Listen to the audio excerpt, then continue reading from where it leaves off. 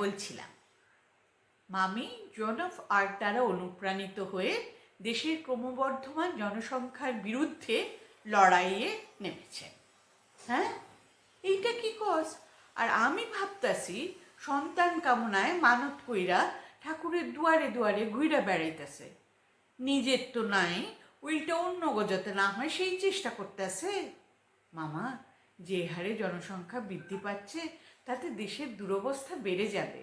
তাই মামি family planning সেন্টারে গিয়ে জন্ম নিয়ন্ত্রণ প্রচারে ব্রত ধারণ করেছে।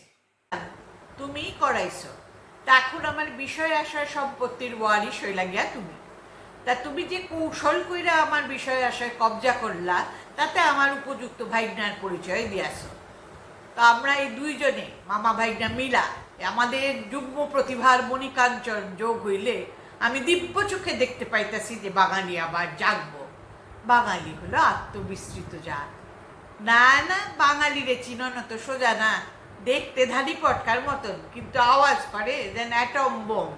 ব্রহ্মা না, বিষ্ণু না, মহেশ্বর না, বাঙালিরে চিনছে শুধুই হরিদাস পাল। এর লিগাই তো আমার জমের দুয়ার থেকে ফিরে লয়ে আসছে। আচ্ছা মামা, তোমার অসুখটা কি? আরে অসুখ কি আর একটা দুইটা যে কমু? বাড়িতে একখান বেটেরিয়া মেডিকা পাইছি খুঁজা। উমা, পাতা উল্টায় দেখি সব রোগের সিমটম আমার মধ্যে আছে। যক্ষা, নিউমোনিয়া, হৃদরোগ, আর তরে কইতে লজ্জা নাই, কয়েকটা স্ত্রী রোগও আমার মধ্যে বিদ্যমান। Female disease? আরে আস্তে ক, আস্তে ক। মা, তোর মামি একেবারে ফিমেল সহ্য করতে পারে না। তারপর তারপর কি হলো? কি আর হবে, 38 দিন ধইরা বিছানায় চিৎপটা। তারপর যখন ধীরে ধীরে যাওনের সময় আইলো, যমরাজ যমদূত পাঠায় দিল। ঠিক সেই সময় মা দুর্গার আবির্ভাব। মা দুর্গা কইলেন, অরে তো এখন লন যাইব না, অর্থ যাওনের সময় হয় নাই। যমদূত করতেছে, কিন্তু বা আমরা তো পিক আপ স্লিপ লইয়াই আইছি। বলে, না, বাংলাদেশের কথা ভাইবা, অরে তো এক্সটেনশন দিতে লাগবো।